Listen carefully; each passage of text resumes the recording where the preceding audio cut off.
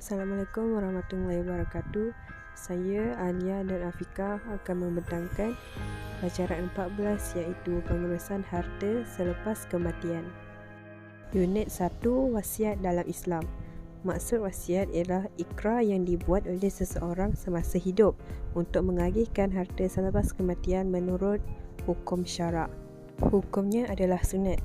Berdasarkan firman Allah SWT, maksudnya diwajibkan ke atas kamu apabila seseorang daripada kamu hampir mati, jika dia ada meninggalkan harta, hendaklah dia membuat wasiat untuk ibu bapa dan kaum kerabatnya dengan cara yang baik menurut peraturan agama, sebagai suatu kewajipan atas orang yang bertakwa.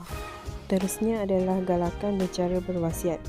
Galakan berwasiat adalah Jabir bin Abdullah meriwayatkan bahawa Rasulullah SAW bersabda, maksudnya sesiapa yang mati dalam keadaan berwasiat, maka dia telah mati di jalan Allah SWT dan sunnah Rasulnya, mati dalam keadaan takwa dan syahid, serta mati dalam keadaan diampuni dosanya.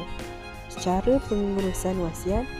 Yang pertama, harta yang diwasiatkan hendaklah dikira sebaik saja kematian pewasiat. Kedua, harta yang diwasiatkan tidak melebihi daripada 1/3 daripada keseluruhan harta. Yang ketiga, dilaksanakan setelah dilepaskan segala perbelanjaan pengurusan jenazah dan hutang semati. Terusnya, rukun dan syarat wasiat.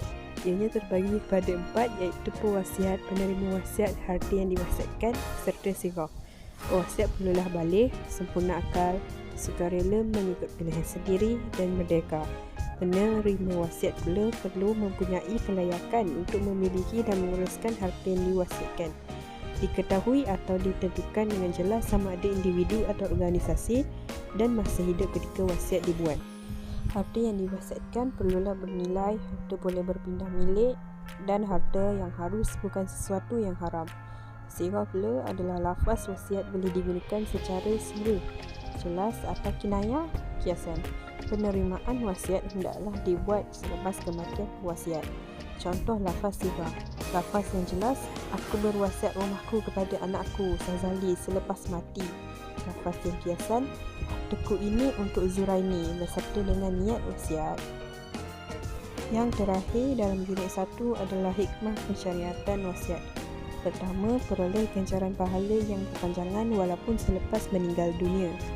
Kedua, dapat memanfaatkan harta bagi tujuan kebajikan masyarakat melalui wasiat. Ketiga, menjamin kebajikan mereka yang hampir dengan si mati. Keempat, menjamin kelangsungan operasi sesebuah organisasi melalui wasiat. Unit 2, Faraid dalam Islam. Maksud faraid adalah pembahagian harta seorang Islam yang telah meninggal dunia kepada anggota warisnya yang sah dan layak menurut hukum syarak. Hukum faraid adalah wajib. Firman Allah SWT, maksudnya orang lelaki ada bahagian pusaka dari peninggalan ibu bapa dan saudara mara mereka, dan orang perempuan pula ada bahagian pusaka daripada peninggalan ibu bapa dan saudara mara mereka, sama ada sedikit atau banyak menurut bahagian telah ditetapkan. Rukun dan syarat faraid. Terdapat 3 rukun faraid, iaitu orang yang mewariskan harta, waris dan harta pusaka. Syarat sah faraid. Yang pertama, orang yang mewariskan harta, kematian telah disahkan. Jika kematian belum disahkan, pembahagian harta pusaka tidak dibenarkan. Yang kedua ialah waris. Waris mestilah masih hidup dan mengetahui status hubungan dengan si mati. Yang ketiga, harta pusaka. Harta yang dimiliki oleh si mati. Jika harta bukan si mati, pembahagiannya tidak sah. Jenis waris dan pembahagian harta pusaka. Yang pertama, jenis waris terbahagi kepada 2. Yang pertama, asabah, yang bermaksud waris yang menerima baki harta pusaka selepas dibahagikan kepada ashabul furud. Yang kedua, asabah al-furud, yang bermaksud waris yang menerima harta pusaka mengikut kadar yang telah ditetapkan oleh syarak.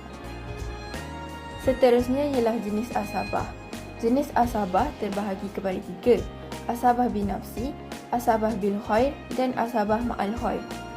Asabah binafsi terdiri daripada semua kaum lelaki, iaitu bapa, datuk, anak lelaki, cucu lelaki dari anak lelaki, saudara lelaki kandung, saudara lelaki sebapa, bapa saudara kandung, bapa saudara sebapa, anak lelaki bapa saudara kandung dan anak lelaki bapa saudara sebapa.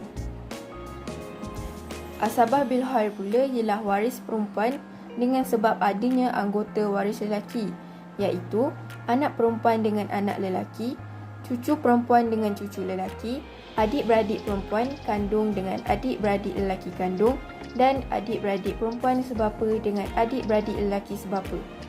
Seterusnya, asabah ma'al khair, waris perempuan dengan sebab adanya anggota waris perempuan, iaitu saudara perempuan kandung dan saudara perempuan sebapa, berkongsi dengan anak atau cucu perempuan.